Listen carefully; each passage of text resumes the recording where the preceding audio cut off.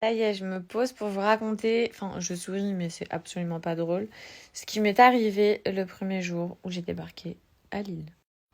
Premier jour, première chose qu'on fait en arrivant, je vais chez ma belle famille. Donc on va manger chez eux et tout, ça se passe bien. Et puis après manger, j'ai ma belle-mère qui dit ouais, ça te dit on va se balader à pied et tout. Donc en plus, moi, j'avais pas encore découvert l'île et j'aime trop là où ils habitent. C'était grave beau et tout, donc je me suis dit, ouais, j'ai trop envie d'aller me balader et tout en bas, dans les ruelles et tout pour voir. On va se balader, on se balade pendant un long moment et au bout d'un moment, on se pose sur des bancs. On se pose sur des bancs et on refait toutes nos vies. On refait toutes nos vies, vous savez, on reste assis sur les bancs pendant au moins 30 minutes. On parle de tout et de rien, tous ensemble. Au bout d'un moment, on se dit, bon, on rentre. Voilà, on rentre, je sais pas, il était genre 1h du mat, quelque chose comme ça, je pense. On rentre à la maison. Voilà, on passe la soirée encore peut-être 1 ou 2 heures ensemble. Et il est temps pour Anas et moi de rentrer, parce qu'on a pris un appart à côté. Donc, on part, on va dans l'ascenseur. Et à ce moment-là, je dis à Anas, attends, j'ai oublié mon sac à main, retourne chez tes parents pour aller me chercher mon sac à main. Et là, catastrophe, j'entends tout le monde dans l'appart qui dit non, mais il n'y a pas son sac à main. Et j'entends que ça dit non, elle aurait pas oublié son sac à main sur le banc dehors. À ce moment-là, Anas et son père, ils partent en courant là où on s'était posé sur les bancs.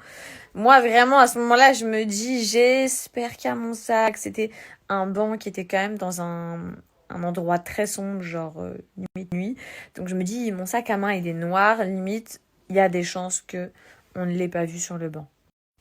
Je les vois revenir par le balcon avec des têtes dépitées.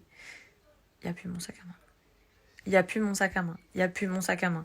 Il n'y a plus mon sac à main. Mon sac à main. Mon sac à main. Plus de sac. Autant vous dire qu'à ce moment-là, je suis au bout de ma vie. Et du coup, je réfléchis à ce qu'il y avait à l'intérieur. Alors écoutez bien ce qu'il y avait dans mon sac à main qui a disparu. Mon passeport. Dans mon passeport, il y a mon visa. Mon visa pour rentrer aux Émirats Arabes Unis, à Dubaï. Sans visa, je peux pas rentrer sur le territoire. Donc pas de passeport, plus de visa, plus de permis de conduire français, plus de permis de conduire Émirats aussi. Plus de carte d'identité. Mon ID, ma carte d'identité des Émirats. Plus toutes mes cartes bancaires de mes comptes de Dubaï. Plus toutes mes cartes bancaires françaises. Plus mon parfum. Et un peu de cash. À ce moment-là, je suis au bout de ma vie. Toute ma vie était dans mon sac à main en fait. Je vois Anas rentrer en furie. Moi, je suis au bout de ma vie. C'est-à-dire que je n'ai plus aucun papier d'identité. Je n'ai plus d'argent. Je n'ai plus de carte bleue. Donc, je n'ai plus d'argent. Je peux pas rentrer sur le territoire. Je peux pas rentrer chez moi. Je sais qu'il y a des mois d'attente pour faire un passeport à l'heure actuelle parce que c'est l'été. Je suis clairement... Un détail, je sais que c'est que du matériel, mais le sac à main que j'ai perdu, c'est le dernier sac à main que je me suis acheté. C'est le dernier sac à main Prada que je me suis acheté. Il y avait ça, portefeuille Fendi, et puis tous les papiers, quoi. Bref, c'est la galère. Je me dis, bon, j'aurais été à Dubaï, il se serait rien passé, on m'aurait rendu mon sac, il aurait même pas bougé. Il serait toujours sur le banc.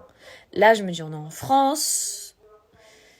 Est-ce qu'il y a des gens... Je me dis, j'espère qu'il y a des gens honnêtes encore dans ce bas monde, puisque moi, je trouve un sac, plein de pièces d'identité et tout, genre je vais à la police, ou apparemment il y a un truc d'objet trouvé à Lille. Bref, je fais tout pour que la personne puisse récupérer, il y a toute sa vie.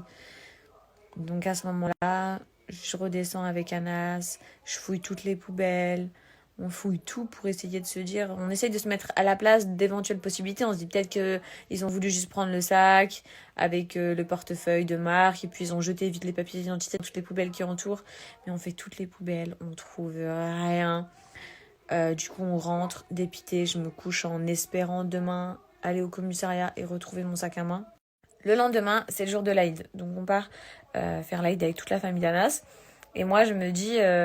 Bon, au commissariat, on le fera en fin de journée, comme ça laisse le temps à la personne pas mal intentionnée de ramener mon sac à main ou juste mes documents. Je me dis dans ma tête que j'attends 24 heures avant de mettre une annonce sur les réseaux sociaux, avant de vous en parler, avant de proposer même une récompense en vrai pour qu'on me rende mes documents d'identité et mon visa parce que c'est la seule chose qui m'importe. Le sac à main, tout ça, je m'en foutais, je voulais juste mes documents.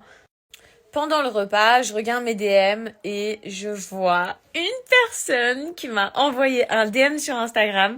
Je me dis, ouais, de nos jours, les réseaux sociaux, c'est trop la base. Genre, tu tapes le nom, prénom, même si tu me connais pas, tu tapes le nom, prénom et tu peux envoyer un petit DM pour dire, hey, j'ai trouvé ton sac et tout. Je vois le message dans mes DM, il commence par, bonjour, je crois que j'ai, je clique, je crois que j'ai ton sac, je crois que j'ai ton sac.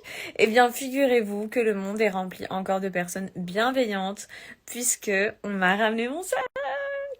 Donc 24 heures de panique, on m'a ramené mon sac avec tout, le cash, tout, rien n'avait bougé.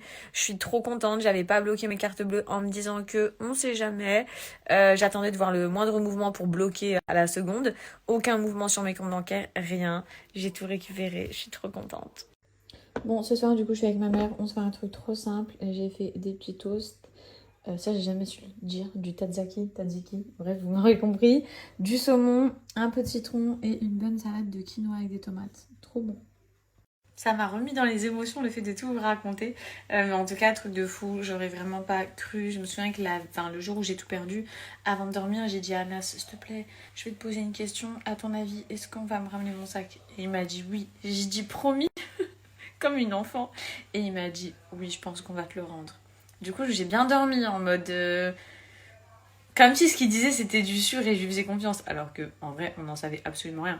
Mais la personne, elle me l'a rendu incroyable. Bref, là, je vais manger. Je vous ai montré ce que j'ai préparé pour ce soir. Vraiment, des petits toasts avec une salade, rien du tout de fou. On va se mettre devant un bon film. Je vais vous montrer ça, ce que ma mère prend. Là, je lui prépare. Regardez, quasiment vide. C'est la Magic Powder de chez Wonder Nana. C'est le premier coupe-fin. Ça a coupé, premier coupe-fin 100% naturel les filles. Ça c'est vraiment trop pratique. Tu peux l'emmener avec toi au travail, tu peux l'emmener partout. C'est une poudre que tu dilues dans un jus 15 minutes avant de manger. Tu vas le boire, ça sera liquide et ça va se solidifier dans ton estomac et ça va totalement réduire ta faim. Le plus dur dans une diète, c'est l'alimentation, c'est les grignotages pour certains. Tu prends ça, c'est la folie. Et moi, ma mère, ça lui permet de réduire énormément ses assiettes. Et c'est hyper bon au goût d'ailleurs, je trouve que ça a le goût un peu de fruits rouges. Et c'est tout, je crois que je vous ai tout dit. Bref, coupe-fin radical les filles, tu réduis tes quantités, bah du coup tu perds forcément du poids, c'est clair, net et précis.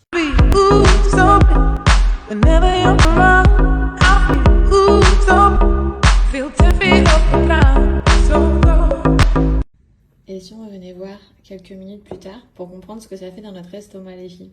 Donc vous devez absolument le boire en étant liquide.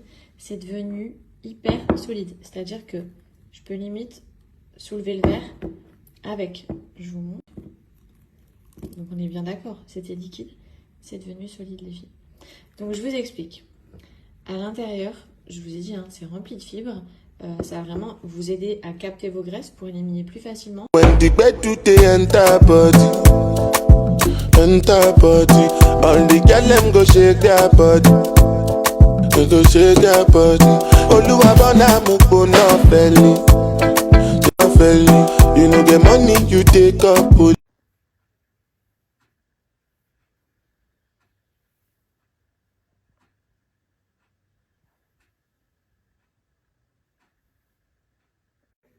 Les filles, regardez les cheveux de ma mère après avoir utilisé le soin et le shampoing.